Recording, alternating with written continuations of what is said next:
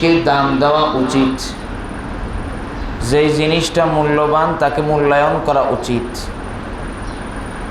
মেহমান দামি যদি হয় তাহলে তার কদর ওইভাবেই করা, আর যদি মেহমান অত দামি না হয় তাহলে তার কদরটা ওইভাবে করা। অর্থাৎ যার অবস্থান যেই রকম তাকে ওই অবস্থায় মর্যাদা দেওয়া উচিত। রমজান এটা অত্যন্ত দামি, অতএব আমাদের এই রমজানকে অনেক মূল্যায়ন করা উচিত। আমরা আলোচনা শুনেছি রমজানকে আমরা কিভাবে কাটাবো, কিভাবে মূল্যায়ন করব।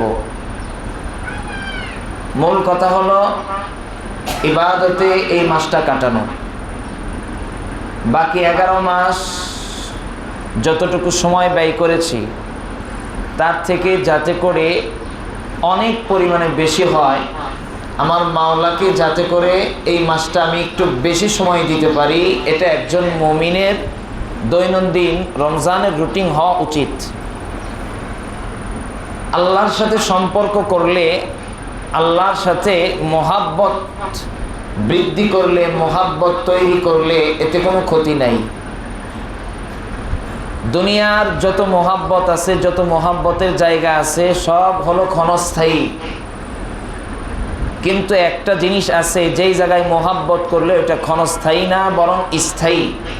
সেটা হলো আল্লাহর মোহাব্বত। কুল্লু মান আলাইহা ফান ওয়া ইয়াবকা ওয়াজহু রাব্বিকা যুল জালালি ওয়াল ইকরাম। দুনিয়ার মধ্যে যা কিছু আছে সব ধ্বংস হয়ে যাবে, কোনো কিছু অবশিষ্ট থাকবে না। শুধুমাত্র রব্বে কাবা মহান আল্লাহ তাআলাই অবশিষ্ট থাকবেন। অতএব বান্দা, তুমি এমন জিনিসের সাথে মোহাব্বত তৈরি করো যেই জিনিসের স্থায়িত্ব আছে। এবার দেখেন আল্লাহর সাথে আপনার মোহাব্বতের সম্পর্কটা কেমন। রমজান মাস পাইছেন, আল্লাহর সাথে মোহাব্বত তৈরি করেন। নামাজে দাঁড়াইলে মজা, এটা আল্লাহর মোহাব্বতের নিদর্শন। কোরআন তেলাওয়াত করলে মজা, আল্লাহর মোহাব্বতের নিদর্শন। কোরআন তেলাওয়াত করতে পারি না, কোরআনের দিকে তাকাইলে মজা, আল্লাহর মোহাব্বতের নিদর্শন। আল্লাহর জিকিরে মজা, আল্লাহর মোহাব্বতের নিদর্শন। বৈশা রয়েছেন তো আল্লাহর জিকির করেন, আল্লাহ আল্লাহ আল্লাহ, আল্লাহর মোহাব্বতের নিদর্শন।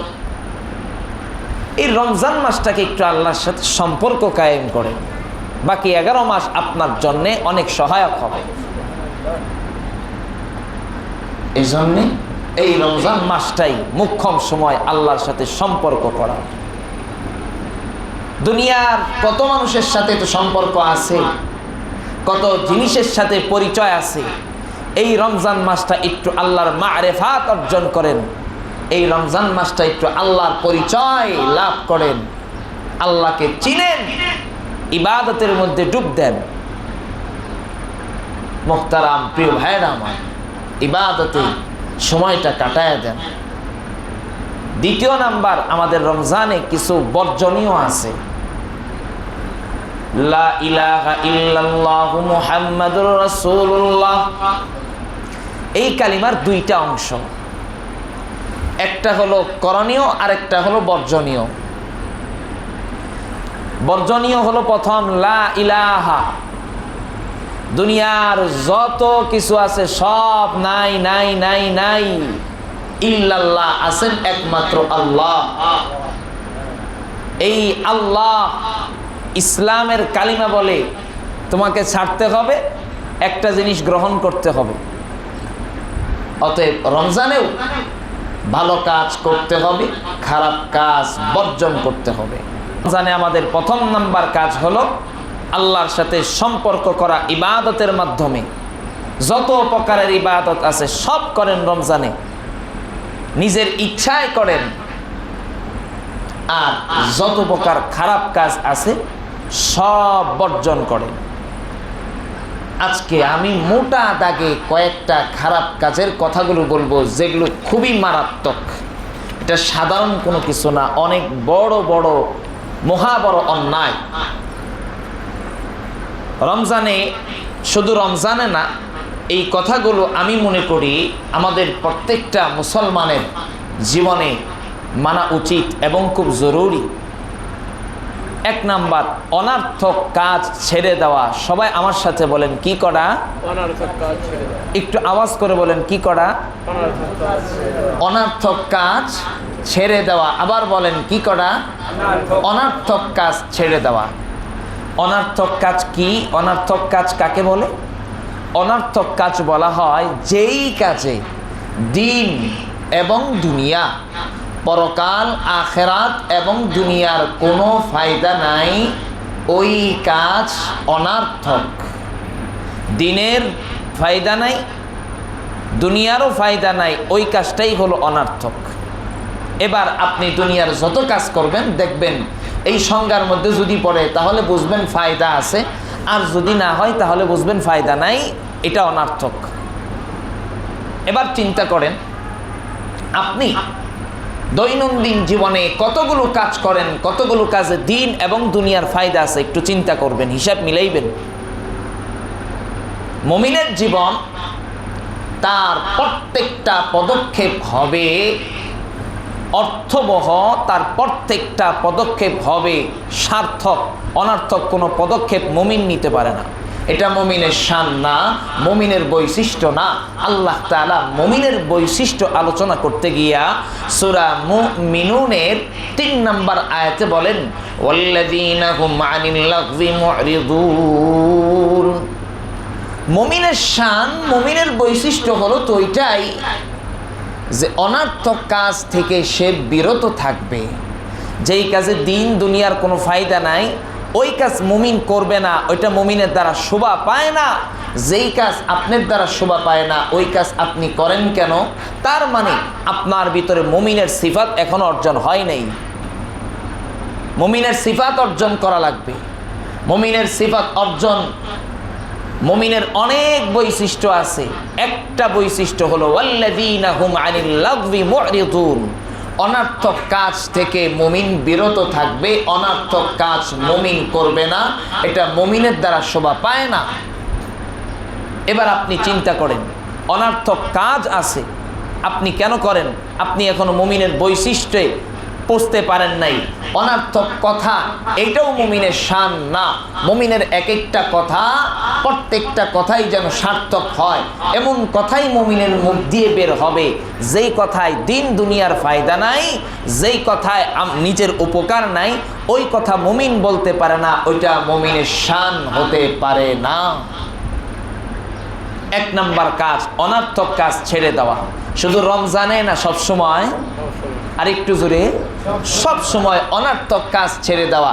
অনর্থক কাজও আছে, অনর্থক কথাও আছে। একসাথে বসলে কি পরিমাণ যে অনর্থক কথা আমরা বলি, কি পরিমাণ যে অনর্থক কথা এই জবান দ্বারা হয়। আল্লাহ যদি এই জবানের প্রত্যেকটা শব্দ উচ্চারণের জন্যে টাকা নিতেন, কোনো পারিশ্রমিক নিতেন, আমার কাছে মনে হয় আমরা যেই পরিমাণ 1 মিনিটে যতটুকু কথা বলি, সারাদিনও মনে হয় এত কথা বলতাম না। ফ্রি সার্ভিস দিচ্ছেন আল্লাহ, এটা নিয়ামত। মুখ আপনার আছে নিয়ামত। যার মুখ নাই, যে কথা বলতে পারে না, ওর কাছে হিসাব জিজ্ঞেস করেন, ওর মুখের কি অবস্থা, ওর কি পরিমাণ কষ্ট লাগে। আর আপনি ফ্রি ফ্রি মুখ পাইছেন, আর আপনি সেই মুখের অপব্যবহার করছেন। ওয়াল্লাযীনা হুম আনিল লাগযি মুরিদুন। অনর্থক কাজ মুমিন করতে পারে না।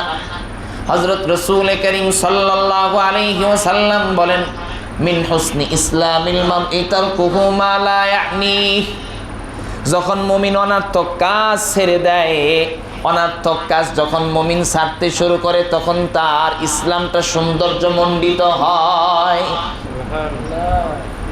তখন তার মধ্যে চারিত্রিক একটা সৌন্দর্য ঢুকে পড়ে। অনর্থক কাজ ছেড়ে দেয়, এটা মুমিনের শান। অনর্থক কাজ করা এটা মুমিনের শান না, অনর্থক কাজ ছাড়া এটা মুমিনের শান। আপনার সামনে অনর্থক কাজ আসবে, কিন্তু এটা আপনার শান হতে পারে না। ওয়া ইযা মাররু বিল্লাগবি মাররু কিরামা, আল্লাহ বলেন যখন অনর্থক কাজের দিকে মুমিন হাঁটে, চলাচল করে যায়, তখন মুমিনের শান বৈশিষ্ট্যই এরকম যে তাকে ওই অনর্থক কাজটাই ফিরায় রাখে। আপনি যদি অনর্থক কাজ করেন, আপনার যদি না ফিরায়, বুঝতে হবে আপনি মুমিনের শান এখন অর্জন করতে পারেন নাই। এত বড় বড় দামি কথা আল্লাহ রসুল বলছেন, এগুলা কি আমাদের জীবনে ফিট করার দরকার আছে না ভাই? আর একটু জোরে। এই রমজানে আজকে ফজরের পর থেকে এই পর্যন্ত একটা পৃষ্ঠা কোরআন পড়ছেন কেউ? আল্লাহর নামটা নিছেন, কিন্তু কত কথা বলছেন হিসাব করেন তো।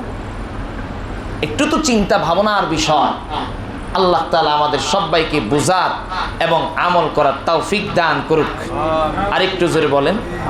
এক নাম্বার কাজ অনর্থক কাজ ছেড়ে দেওয়া। কি করা? আর একটু জোরে। আমরা সবাই অনর্থক কাজ ছাড়তে পারবো তো ইনশাআল্লাহ? যেই কাজে দিন এবং দুনিয়ার ফায়দা নাই ওই কাজ করব, যেই কথায় কোনো ফায়দা নাই ওই কথা বলবো। আর একটু জোরে। যেই কর্মে কোনো ফায়দা নাই ওই কর্ম করব ইনশাআল্লাহ। আল্লাহ তাআলা আমাদের সবাইকে আমল করার তৌফিক দান করুক, জোরে বলি আমিন। দুই নাম্বার কাজ মিথ্যা পরিহার করা। কি করা? মিথ্যা পরিহার করা। দেখেন আজকে আমাদের পুরো সমাজটা মিথ্যায় ভরে গেছে, পুরো সমাজটাই কিন্তু মিথ্যায় চলছে। সবাই মিথ্যা বলছে, রাষ্ট্রপ্রধান থেকে শুরু করে একেবারে সর্বনিম্ন পর্যন্ত সবাই আমাদেরকে মিথ্যায় মিথ্যায় মিথ্যায় পুরো সমাজটাকে মিথ্যায় সয়লাভ করে দিয়েছে। সবাই মিথ্যা বলে, মিথ্যা না বললে নেতা হওয়া যায় না, মিথ্যা না বললে ভালো অ্যামাউন্ট পাওয়া যায় না, মিথ্যা না বললে ভালো কোনো কিছু হওয়া যায় না। সন্তানের সাথেও আমরা মিথ্যা বলি, বন্ধুর সাথেও আমরা মিথ্যা বলি, সম্মানী ব্যক্তির সাথেও আমরা মিথ্যা বলি, অসম্মানী ব্যক্তিদের সাথেও আমরা মিথ্যা বলি, নেতার সাথেও আমরা মিথ্যা বলি, কর্মীর সাথেও আমরা মিথ্যা বলি, জনগণের সাথেও আমরা মিথ্যা বলি। একজন আরেকজনের সাথে যখন গল্প গুজব করি সেখানেও আমরা মিথ্যা বলি।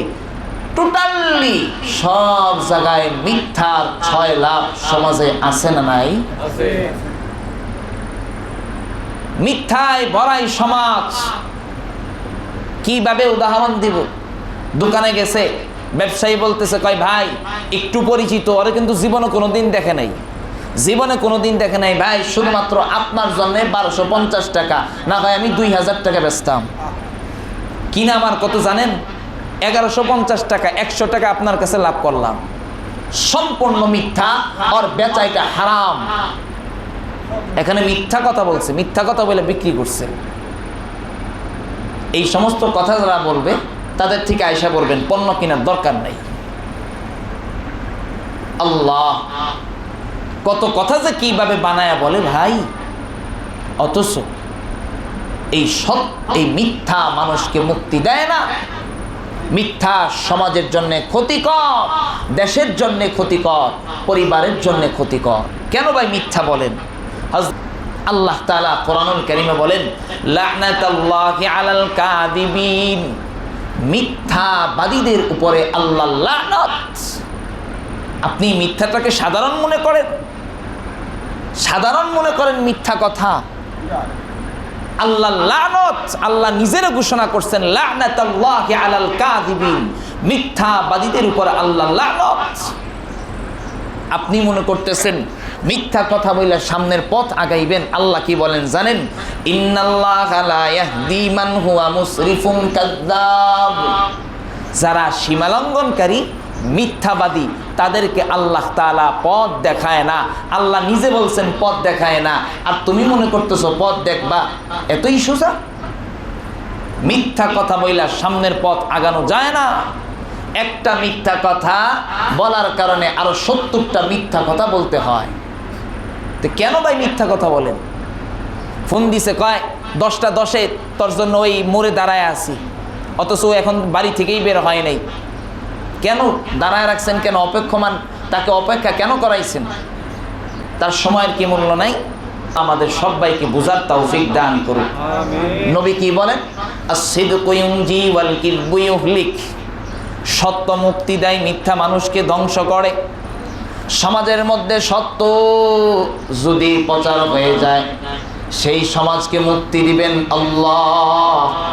আর যদি সমাজে মিথ্যা বলা হয়, সেই সমাজকে ধ্বংস করে দিবেন আল্লাহ। আস-সিদকু ইউনজি ওয়াল কিযবু ইউহলিক। আল্লাহর রাসূল অন্য হাদিসে বলেন, ইন্নাস সিদকা ইয়াহদি ইলাল বির। সত্য পুণ্যের দিকে নিয়ে যায়। ওয়া ইন্নাল বিররা ইয়াহদি ইলাল জান্নাহ। আর পুণ্যটা জান্নাতের দিকে নিয়ে যায়। খেয়াল করেন, একটা সত্য কথা নেক কাজের দিকে নিয়ে যায়, আর ওই নেক কাজ জান্নাতে নিয়ে যায়। সুবহানাল্লাহ। ওয়া ইন্নার রাজুলা লা ইয়াসাদ্দাকু হাত্তা ইয়াকতুবা ইনদাল্লাহি সিদ্দিকা। আর ব্যক্তি সত্য কথা বলতে বলতে এমন একটা পরিস্থিতিতে হয়ে যায়, এমন একটা পর্যায়ে পৌঁছায় যায়, আল্লাহর কাছে ওই ব্যক্তি সত্যবাদিতায় রূপান্তরিত হয়ে যায়। সত্য কথার ফজিলত কি? সত্য নেকের দিকে নিয়ে যায়, নেক জান্নাতে নিয়ে যায়, আর বান্দা আল্লাহর কাছে সত্যবাদীদের লিস্টির মধ্যে ওই বান্দার নামটা উঠে যায়। আর যদি মিথ্যা বলা হয় তাহলে কি হবে? ওয়া ইন্নাল কিযবা ইয়াহদি ইলান নার। মিথ্যা পাপের দিকে নিয়ে যায়। একটু খেয়াল করেন, মিথ্যা পাপের দিকে নিয়ে যায়, আর পাপ জাহান্নামের দিকে নিয়ে যায়। মিথ্যা পাপের দিকে নিয়ে যায়, পাপ জাহান্নামের দিকে নিয়ে যায়। পরিস্থিতি এমন হয়ে যায়, আল্লাহর কাছে ওই ব্যক্তি মিথ্যাবাদীদের লিস্টিতে তার নামটা লেখা হয়ে যায়। নাউজুবিল্লাহ। তাহলে বুঝেন, জীবনে সল ছাত্রে দিয়া হোক, যত কঠিন মুসিবতে পড়ুক, মিথ্যা বলার কোনো সুযোগ আছে? আর একটু জোরে, মিথ্যা বলা যাবে? বন্ধুর সাথে মিথ্যা বলা যাবে, মা বাবার সাথে মিথ্যা বলা যাবে, সন্তানের সাথে, নেতার সাথে, বসের সাথে, মালিকের সাথে, কর্মীর সাথে। কোথাও মিথ্যা বলার কোনো সুযোগ আছে? হ্যাঁ আছে, ওইটা অন্য সময় বলবো। একটু সুযোগ আছে, তবে সেটা আপনার এখন বলার সময় নাই। আমি জাস্ট আজকে আমার আলোচনা আমি এটাই বুঝাইতে চাচ্ছি, ভাই, জীবনে মুক্তি পেতে চাইলে সত্য বলতে হবে, সত্যের সাথে থাকতে হবে, সত্যকে গ্রহণ করতে হবে, মিথ্যাকে ছাড়তে হবে, মিথ্যার সংস্পর্শ থেকে নিজেকে ফিরিয়ে আনতে হবে। এক নাম্বার কাজ, অনর্থক কাজ করব না। জোরে বলেন, কি করব না? অনর্থক কাজ করব না। 2 নাম্বার কাজ, মিথ্যা কথা বলবো না। জোরে বলেন, কি করব না? 3 নাম্বার কাজ, গীবত করব না। কি করব না? আর একটু জোরে, সবাই আওয়াজ করে বলেন। 1 নাম্বার কাজ কি? অনর্থক কাজ। কি কাজ? 2 নাম্বার কাজ, মিথ্যা কথা বলবো না। 3 নাম্বার কাজ, গীবত করব না। এটা শুধু এই রমজানের মধ্যে আমরা শিখলাম, শুধু রমজানে না, এটা আমাদের পুরা জীবনের জন্য ফিট করে নেব ইনশাআল্লাহ। গীবত জিনিসটার নাম কি? গীবত খুব ভালো জিনিস। ঘি দিয়া ভাত খাইতে খুব মজা লাগে, আর এটার নাম দেওয়া হয়েছে গীবত। গীবত করতে মানুষ আমরা খুব পছন্দ করি, খুব মোহাব্বত করি। এইটার সাথে আমাদের কেমন একটা সম্পর্ক, বলে এই চোখ আর এই চোখ একটা আমার অঙ্গের সাথে এই সম্পর্ক আছে না, এই চোখ আর এই চোখের সাথে আমার অঙ্গের সাথে মিলানো না, এইরকমই মানে একটা অঙ্গ আর একটা অঙ্গের সাথে যেরকম মিলানো, ওই রকম গীবত আর আমাদের আচরণের সাথে মিলানো গীবত। অথচ মিথ্যা বলা কবিরা গুনাহ, গীবত এটাও কবিরা গুনাহ। আল্লাহ তাআলা কোরআনুল কারীমে বলেন, ওয়ালা ইয়াগতাব বা'দুকুম বা'দা। খবরদার, তোমরা পরস্পরে একে অপরের গীবত করিও না। কেন? আল্লাহ তাআলা বলতেছেন, আইয়ুহিব্বু আহাদুকুম আইয়াকুলা লাহমা আখিহি মাইতান ফাকারিহতুমু। তোমাদের মধ্যে তোমরা কি এই জিনিসটা পছন্দ করবা যে তোমরা তোমাদের আপন মৃত ভাইয়ের গোশত খেতে পছন্দ করবা? একটু আওয়াজ করে বলেন, কেউ পছন্দ করবেন? আপনার ভাইয়ের গোশত যদি আইনা দেওয়া হয়, আপনি খাইবেন? আল্লাহ তাআলা গীবতের মিসাল দিয়েছেন এটাই। গীবত মানে হলো, তোমরা যারা গীবত করছো, তোমরা তোমাদের আপন মৃত ভাইয়ের গোশত ভক্ষণ করছো। অতএব খবরদার, ওয়ালা ইয়াগতাব বা'দুকুম বা'দা, তোমরা গীবত করিও না। গীবত কি জিনিস? হযরত আবু হুরায়রা রাদিয়াল্লাহু তাআলা আনহু বলেন, আল্লাহ রাসূল সাল্লাল্লাহু আলাইহি ওয়াসাল্লাম একদিন বললেন, আতাদরুনা মাল গীবাহ, তোমরা কি জানো গীবত কি জিনিস? গীবত কি জিনিস জানো? পরনিন্দা কি জিনিস জানো? সাহাবায়ে কেরামের জবাব ছিল, আল্লাহ রাসূল যখন কোনো প্রশ্ন করতেন তখন সম্মানসূচক ভাবে সাহাবায়ে কেরাম বলতেন, আল্লাহু ওয়া রাসূলুহু আ'লাম। এখানেও একই কথা বললেন সাহাবায়ে কেরাম, আল্লাহু ওয়া রাসূলুহু আ'লাম। কোনো জবাব দিলেন না সাহাবায়ে কেরাম। নবীজি তখন নিজে বললেন, যিকরুকা আখাকা মা ইয়াকরাহু, গীবত পরনিন্দা ওই জিনিসের নাম যেইটা তোমার অপর ভাইয়ের নামে করো, ওই জিনিসটা তোমার অপর ভাই কষ্ট পায়। মনে করেন আমি একজনের নামে একটা কথা বললাম, ওই কথাটা ওই ব্যক্তি শোনার পরে কষ্ট পায়, ওটাই হলো গীবত। গীবত কি জিনিস? অপরে শুনলে যেটা মনে কষ্ট পায়, ওটাই হলো গীবত। এরপরে সাহাবাই কেরাম বলেন, আফারাআইতা ইন কানা ফি আখি মা ইয়াকুল, ও আল্লাহর রাসূল, আমরা যদি ওই জিনিসটা বলি যেই জিনিসটা ওই ব্যক্তির মাঝে আছে, এমন একটা কথা বললাম, এমন একটা অপরাধের কথা বললাম যেই অপরাধটা ওই ব্যক্তির মাঝে আছে, একটু খেয়াল করেন, যেই অপরাধটা ওই ব্যক্তির মাঝে আছে ওইটা বললেও কি গীবত? আল্লাহ রাসূল বলেন, ইন কানা ফি মা তাকুলু ফাকাদ আযতাবতা, যদি তোমরা এমন জিনিস বলো যা ওই ব্যক্তির মাঝে আসে তাহলে ওইটা তো গীবত। দেখেন কি বলে আল্লাহ রাসূল, প্রশ্ন করছে কি, একটা কোনো কথা বলছে অপরের নামে অন্যের উপস্থিতিতে, ওই জিনিসটা শুনলে কষ্ট পায়, এটা হলো গীবত। আর ওই জিনিসটা যদি ওই ব্যক্তি করে না, যদি থাকে ওই ব্যক্তির মাঝে, এরপরেও কি গীবত হবে? আল্লাহ রাসূল বলেন, যদি তোমরা এমন জিনিস বলো যা সে করছে, ওটা তোমরা যদি বলো তাহলে গীবত।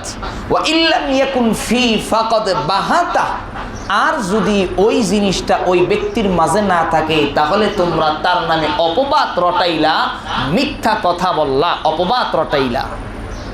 কত বড় ভয়ানক কথা আল্লাহ রাসূল বলছেন, একটু চিন্তা করছেন? গীবত কি জিনিস? যেই জিনিস শুনলে আপনার অপর ভাই কষ্ট পায়, ওইটাই হলো গীবত। চাই তার মাঝে থাকুক অথবা না থাকুক, ওইটা কখনো বলা যাবে? বলার কোনো অনুমতি ইসলাম দিছে?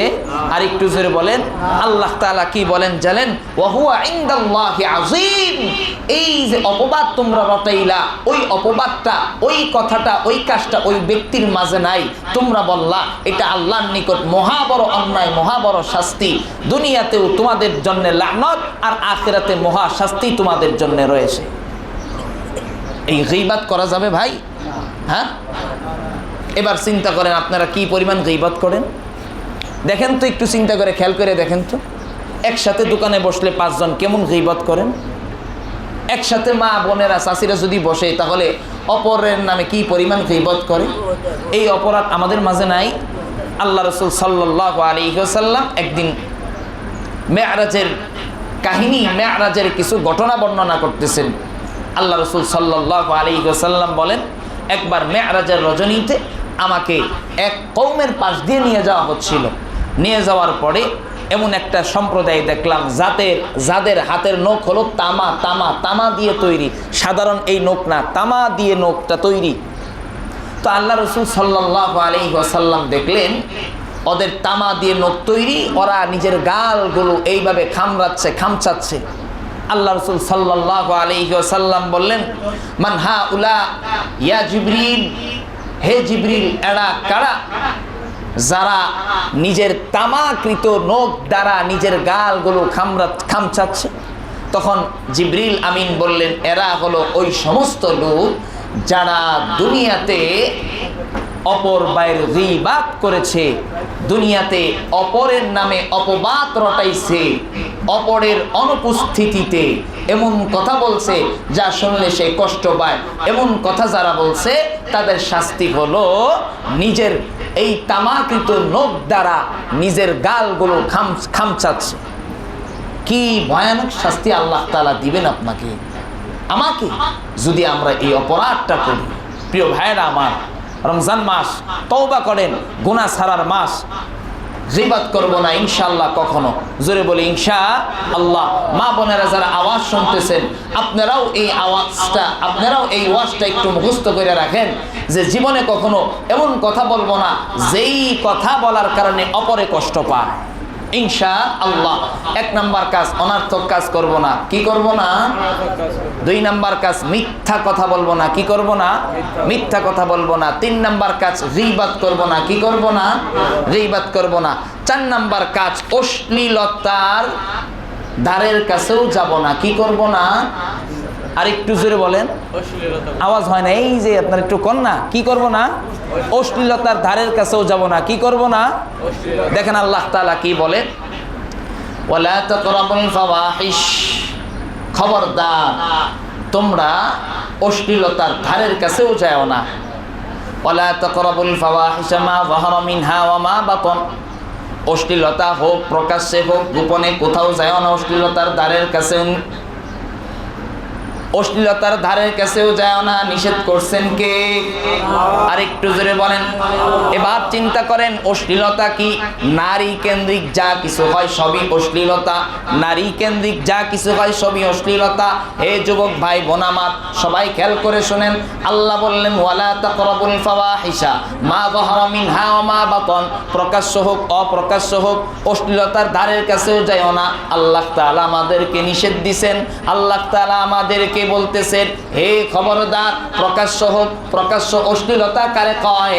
প্রকাশ্য অশ্লীলতা হইল টিভি হোক, সিনেমা হোক অথবা মোবাইল হোক, যে কোনো জিনিসের মাধ্যমে একসাথে নাটক, সিনেমা, অশ্লীল ফিল্ম, ছবি, ভিডিও যা কিছু সব কিছু দেখার নামই হলো প্রকাশ্য অশ্লীলতা। আর গোপন অশ্লীলতা গোপন অশ্লীলতা হলো ছবি, সিনেমা, নাটক, ফিল্ম যাই কিছু হোক একাকী নির্জনে দেখা, ওটা হলো গোপন অশ্লীলতা। আল্লাহ বলেন ওয়ালা তাকরাবুল ফাওয়াহিশ, অশ্লীলতার ধারের কাছেও যায় না। মা যাহারা, যা প্রকাশ্যে হয়, ওমা বাতন, এবং গোপনে প্রকাশ্যে, কখনো অশ্লীলতার ধারের কাছেও যায় না। আজকে সমাজের এই চরম পরিণতি, সমাজের এই অবস্থার অন্যতম একটা কারণ হলো আমরা অশ্লীলতার মধ্যে ডুবে আছি। কি ভাই, ঠিক না? ভাইয়ের বউকে দেখা জায়েজ নেই, আমরা দেখছি অশ্লীলতা। আল্লাহ বলছেন ওয়ালা তাকরাবুল ফাওয়াহিশ। কেন ভাই? আল্লাহ তাআলা আমাদের সবাইকে বুঝার তৌফিক দান করুক। এই অশ্লীলতা সম্পর্কে একটা কথা বলবো। ওই সমস্ত অশ্লীলতা তো একটু আমাদের থেকে একটু সম্মানজনক অশ্লীলতা বলি আমরা। ভাইয়ের বউকে দেখা এটা সম্মানজনক অশ্লীলতা বলি। ফুফাতো বোন, জেঠাতো বোন, মামাতো বোন, সম্মানজনক অশ্লীলতা, এগুলো তো দেখা তো জায়েজ নাই। মোবাইলের মধ্যে অশ্লীলতা, এটা আমাদের মধ্যে আরো চরম ব্যাপক। আল্লাহ রাসূল সাল্লাল্লাহু আলাইহি ওয়াসাল্লাম একদিন সূরা জিলজালের একটা আয়াত তেলাওয়াত করছেন, ইয়াউমা ইদিন তুহাদ্দিসু আখবারাহা। এই আয়াতটা তেলাওয়াত করার পরে আল্লাহ রাসূল বললেন আতাদরুনা মা আখবারুহা, তোমরা কি জানো জমিনের বৃত্তান্ত কি? জমিন কিয়ামতের ময়দানে কি বলবে তোমরা জানো? সাহাবায়ে কেরাম রাদিয়াল্লাহু তাআলা বললেন আল্লাহু ওয়া রাসূলুহু আ'লাম। একটু খেয়াল করেন, জমিন আপনার বিরুদ্ধে, জমিন আপনার সব কথা বলে দিবে। ওই দিন কি করবে? জমিন আপনার সব কথা বলে দিবে। কথাটা ভালো করে মনে রাখেন, কিয়ামতের ময়দানে জমিন আপনার সব কথা বলে দিবে। ভালো কাজ করছেন কি খারাপ কাজ করছেন, কিরামান কাতিবিন ইয়ালামুনা মা তাফআলুন। আল্লাহ তাআলা কোরআন স্পষ্ট বলে দিয়েছেন, ইন্না আলাইকুম লাহাফিজিন, তোমাদের উপরে আমি আল্লাহ ফেরেশতা পাঠায়া দিছি, তারা তত্ত্বাবধায়ক সিসি ক্যামেরার মতো প্রত্যেকটা কাজকর্ম সংরক্ষণ করছেন। সব কিছু কাল কিয়ামতের ময়দানে বলে দিবেন। আল্লাহ রাসূল সাল্লাল্লাহু আলাইহি ওয়াসাল্লাম বলেন, তোমরা কি জানো কি বলবে কাল কিয়ামতের ময়দানে? কিয়ামতের ময়দানে এইভাবে বলবে, অমুক দিন অমুক জায়গায় অমুক খানে অমুক সময় অমুক সেকেন্ডে এই বান্দা মোবাইলের মাধ্যমে একসাথে বৈশা একাকী নির্জনে অমুক ফিল্ম দেখছে, সিনেমা দেখছে, নাটক দেখছে। কাল কিয়ামতের ময়দানে আপনার বিরুদ্ধে জমিন এইভাবে সাক্ষ্য দিবে। তো কেন ভাই, কেন আপনি নাচ গান দেখে মজা পান? আহা, এই রমজান মাস গুনাহ ছাড়ার মাস, একটু কি তওবা করা যায় না? একটু কি অনুশোচনা অন্তরে জাগ্রত হয় না? এগুলো দেখা হারাম হারাম হারাম হারাম, তো কেন দেখছেন আপনি? বহু মানুষ আছে যাদের মোবাইলে ওয়াজ নাই, কোরআন তেলাওয়াত নাই, গানে বড়া আছে না ভাই? আমি জানি না কার মোবাইলে আছে, 2-1 মিনিট সময় নেব। ভাই আমার বড় আফসোস লাগে, কেন? আপনি তো মুসলমান, আপনার মোবাইলে সিনেমা নাটক থাকতে পারে কিন্তু কোরআন তেলাওয়াত থাকতে পারে না, তো আপনি কিভাবে নিজের চরিত্রকে হেফাজত করবেন? আল্লাহ তাআলা তো বলছেন ওয়ালা তাকরাবুল ফাওয়াহিশ। আহা, অশ্লীলতার ধারের কাছেও যায় না। অশ্লীলতার শাস্তি, এটা অস্থিরতা সমাজের জন্যে ভালো কোনো কিছু বয়ে আনে না। পরকিয়া যত কিছু আছে, যা কিছু আছে, এই অশ্লীলতা মূল। কেন ভাই অশ্লীলতার মধ্যে ডুবে থাকেন? গান দেখে এত মজা, একটু নিজের একটু বুঝান ভাই।